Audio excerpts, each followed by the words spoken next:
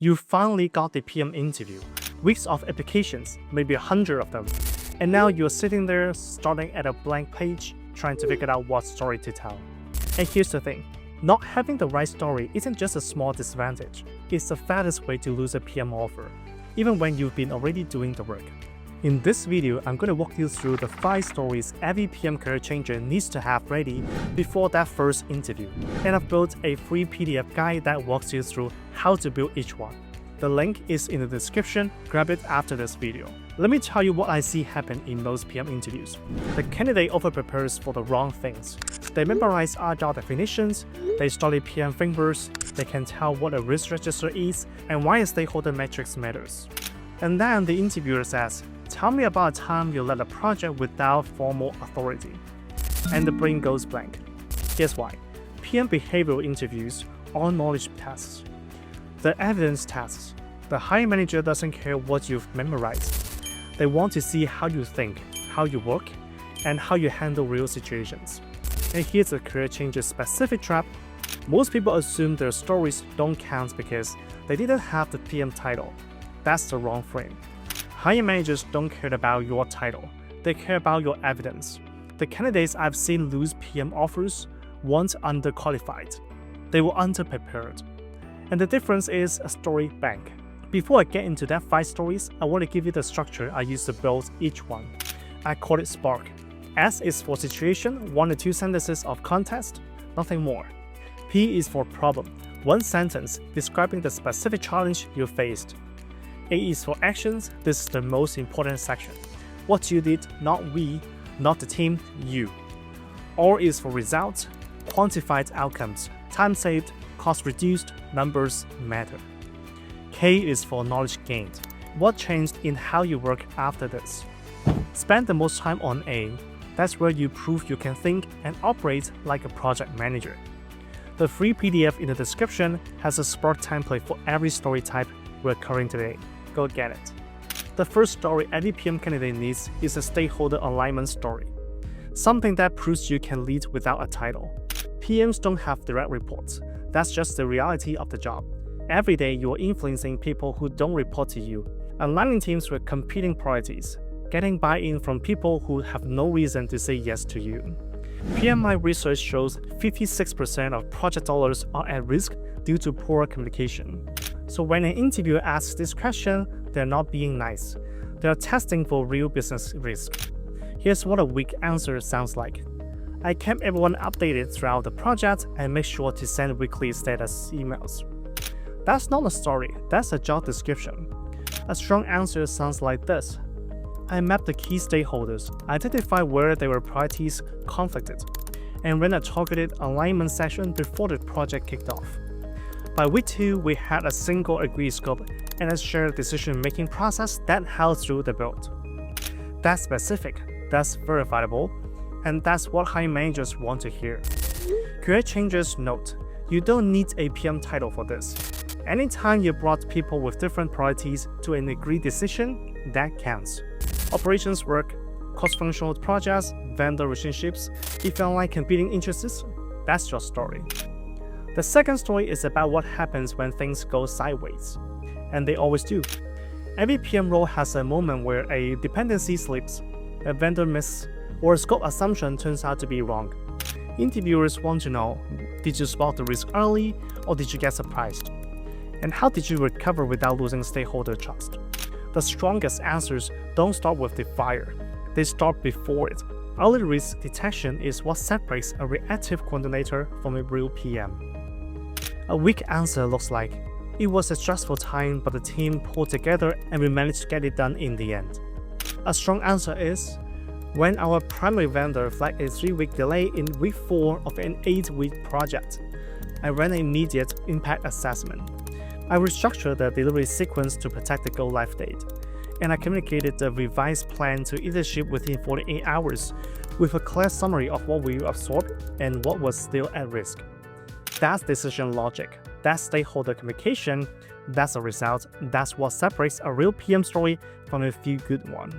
Story 3 is about scope, constraints, and judgment. Every PM role operates inside real constraints: time, budget, scope, quality. The hard part isn't just making the right call, it's explaining that call clearly to leadership without hiding behind jargon. Here's what makes the story tricky. Most career changers think they need to show how they balance everything perfectly. They don't. They need to show how they make a clear decision when balance wasn't possible. A weak answer sounds like, there were a lot of competing priorities, but we managed to balance everything and stay roughly on track. A strong answer looks like, when a scope request came in at week 6, I ran a 3-option analysis, absorb it with a schedule extension, descope a low-priority feature, or request additional budget. I brought the analysis to the steering committee with my recommendation and the business rationale. They made the call and full visibility into the trade-off. That's analytical thinking, upward communication, and clear ownership. Even if you never had a PM title, anytime you had to choose between 2 competing priorities and explain that choice to someone senior, that's the story. Quick pause. If you want to fill in the blank templates for every story we're covering today, the free PDF is in the description. It walks you through each story type with strong versus weak examples so you know exactly what good looks like. Go grab it. Link is in the description. Story 4 is the one most candidates underestimate. The conflict story. PMI has framed conflict as routine PM work since 1995. It's not an exception, and interviewers use this question to test one specific thing. Can you navigate disagreement without creating collateral damage? The signal they are looking for is not toughness, it's problem solving under friction, without formal authority to force everyone's hand. A weak answer looks like, there was some tension between team members, but I helped facilitate the conversation and eventually we came to an agreement. A strong answer looks like, 2 team leads had fundamentally different views on the technical approach and the standoff was blocking the design phase. I met with each one of them separately first. I wanted to understand the real concern underneath each position, then I facilitated a joint session where we mapped the trade-offs on a shared whiteboard. By the end, they co-authored the recommendation we took to leadership. Notice what happened. Separate conversations first. Understanding the real concern, not just the surface position, then a structured resolution. That's PM thinking. And this story doesn't have to be a dramatic blow-up. Quiet resistance counts too. A stakeholder not engaging, a team member consistently missing commits. The key is that you diagnose what was underneath the behavior and responded to that. The last story is the one most candidates fear the most, the failure story.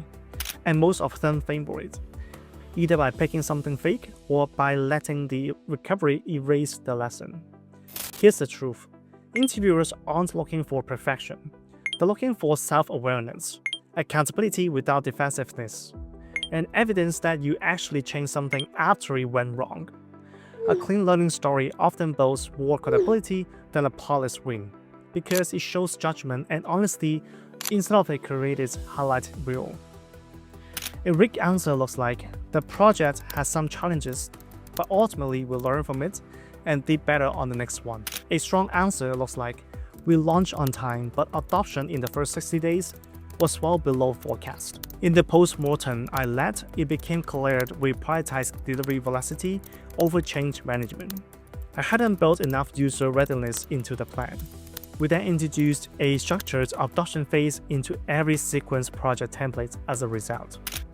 That's real, that's specific, and that K, the knowledge gain, shows a PM who builds systems from failure instead of just surviving it. One more thing. Pick a real failure, not a weakness that's secretly a strength. Interviewers can spot that fake humble from across the table. So those are the 5 stories. Leading without authority, delivering under pressure, making the hard trade-off, moving people through resistance, and failing and learning from it.